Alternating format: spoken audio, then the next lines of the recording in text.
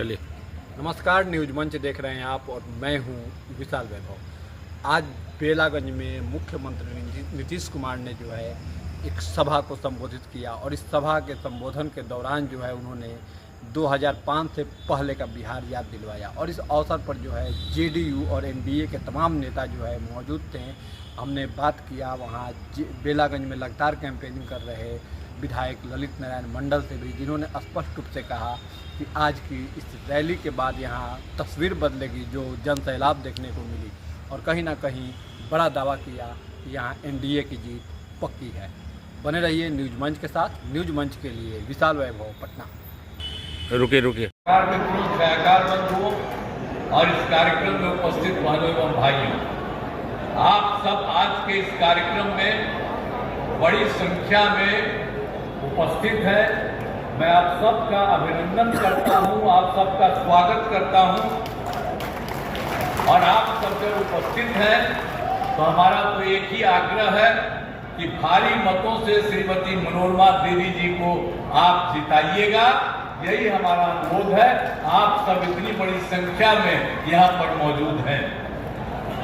आज जो है जो कुछ भी गया जिला के बेलागंज में ये सब तो हो ही रहा है, लेकिन आपको हम यही कहना चाहते हैं कि हम लोगों ने शुरू से ही जब हम लोगों को काम करने का मौका मिला, आप लोगों के द्वारा 2005 के नवंबर में 24 तारीख से हम लोग आए और उसी समय से हम लोगों ने जो सेवा की है बिहार की, तो उसके बाद से हम लोगों ने बहुत लोगों के हक में काम किया है, पूरे इलाके के विकास के लिए काम किया है। लेकिन जो 2005 में हम लोगों ने शुरू किया था और उसके पहले जिन लोगों का शासन है आके वोट मांगते रहते हैं, और याद कर लीजिए खाली कि वो लोग तो कोई काम नहीं किए थे। आप सबको मालूम है कि जब उन लोगों का राज था हम लोगों के काम के पहले, तो शाम के बाद कोई घर से निकल नहीं पाता था, डर के मारे। ये हालत था उनके। और किस तरह से था, हिंदू मुस्लिम का झगड़ा होता रहता था। आज कहाँ होता है? उन्हीं लोगों के टाइम में हिंदू मुस्लिम का झगड़ा होता रहता था। अब पढ़ाई का क्या हाल था? बहुत कम बच्चे पढ़ते थे और पहले इलाज का पूरा इंतजाम नहीं था, सड़कें बहुत कम थी, जो थी उनका बुरा हाल था। अब बिजली बहुत कम जगह पर थी। तो ये सब उन लोगों के सामने जब हम लोगों को काम करने का मौका मिला तो हम लोगों ने सबके लिए काम किया है, हर क्षेत्र के लिए काम किया है। जरा याद करिए कि जो हिंदू मुस्लिम का झगड़ा होता था, अब हम लोगों के समय में कभी झगड़ा होता? और जब हम लोगों ने क्या किया, 2006 में ही कब्रिस्तान की घेराबंदी शुरू कराई। उन लोगों का जो कब्रिस्तान था मुसलमानों का, वो हिंदू मुस्लिम के इलाकों में जो भी था बहुत तरह की उनको दिक्कतें होती थी।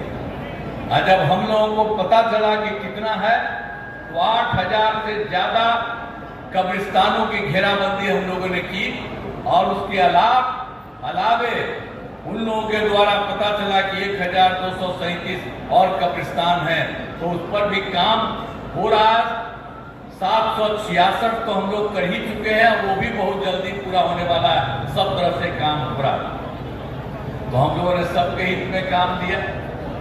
और जब हम लोगों ने मुसलमानों का काम किया तो हिंदुओं का भी हम लोगों ने देखा कि बहुत जगह हिंदू मंदिरों में जो किसी तरह से लोग मूर्ति चोरी लोग कर लेते हैं, इधर उधर गड़बड़ करते हैं, जो कुछ भी हम लोगों ने देखा, तो हम लोगों ने जितना भी 60 वर्ष से पुराने जितने हिंदू मंदिर थे उसका भी हम लोगों ने काम शुरू कर दिया, घेराबंदी का।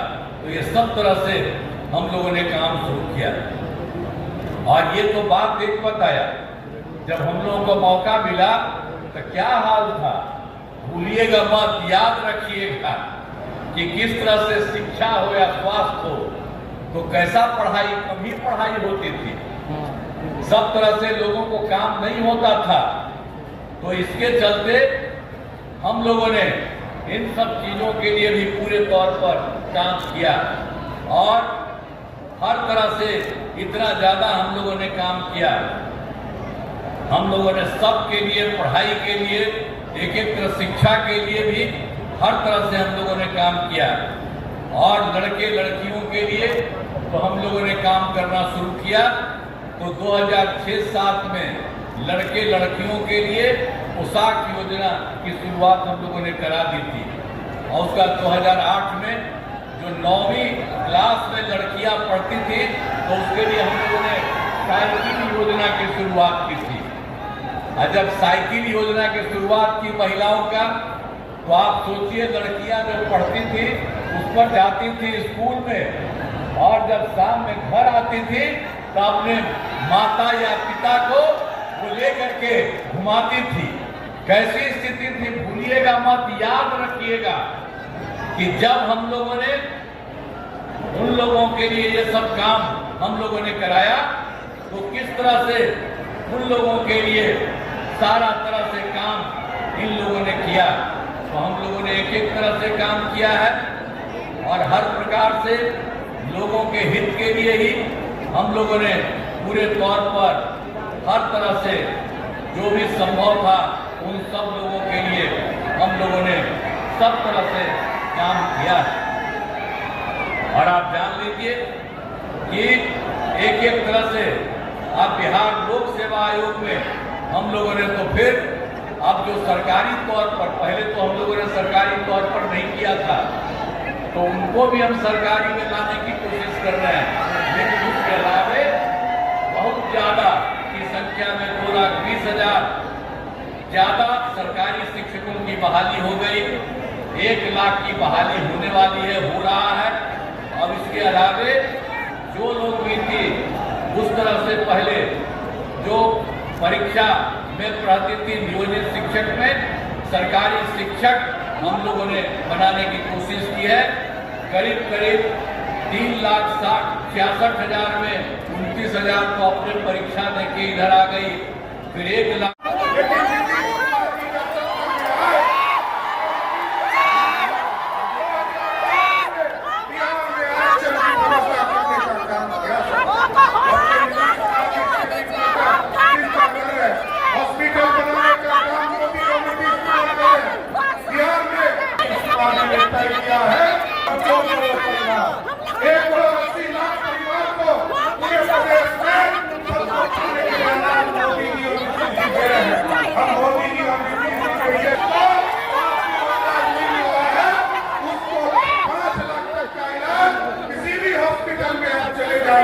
आपको वहाँ हॉस्पिटल का बिल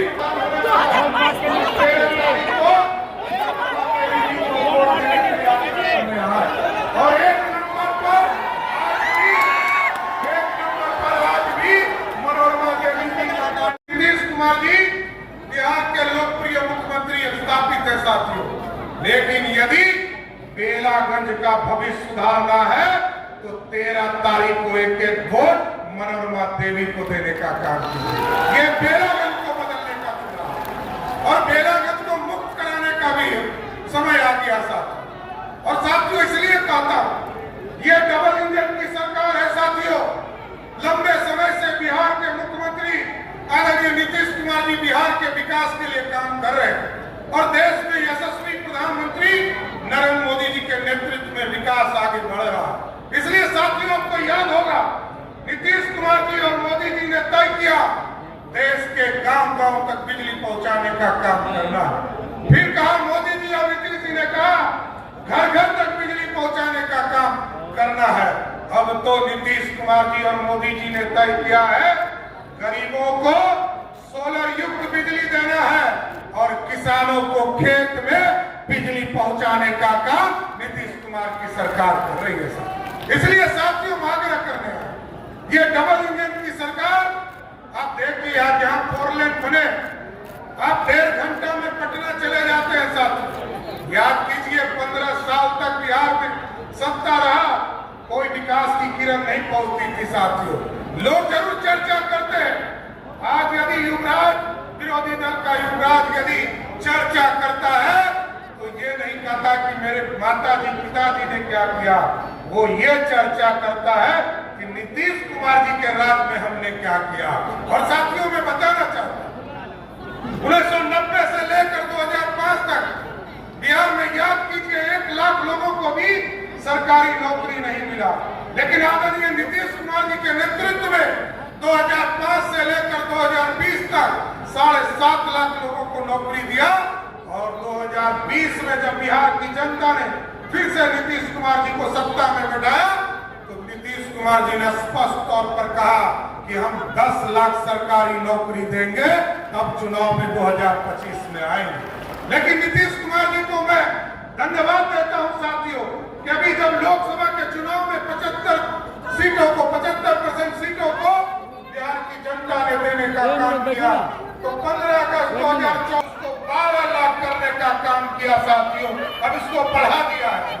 और साथियों जान लीजिए, आज जो है सीएम नीतीश कुमार की जो है सभा यहाँ हुई बेलागंज में, तो क्या लग रहा सर आज की इस रैली के बाद कितना कुछ तस्वीर अब बदलेगा बेलागंज में?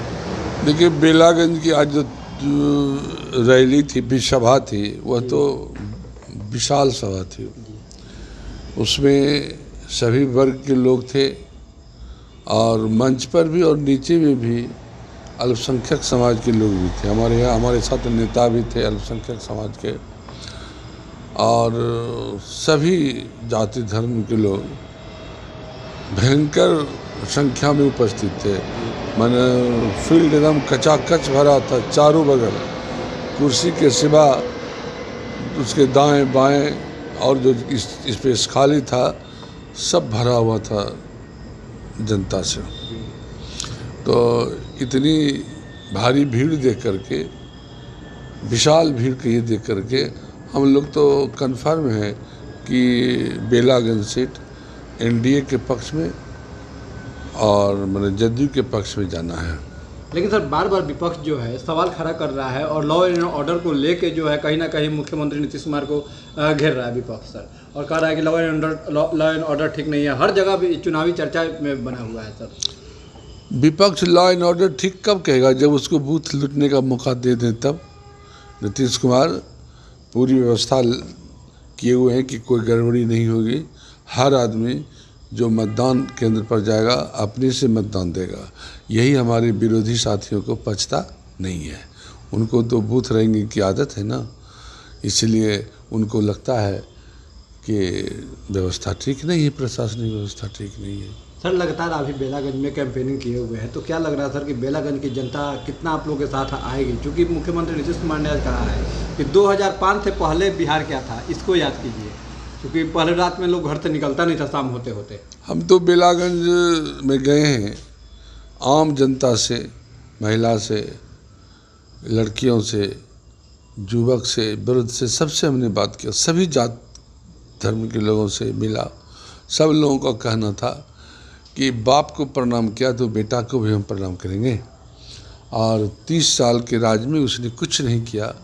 हम लोगों की गाड़ी ठीक से नहीं जा पाती थी जिस इलाके में हम लोग प्रचार कर रहे थे, तो इसलिए आक्रोश है राजद के प्रत्याशी के प्रति।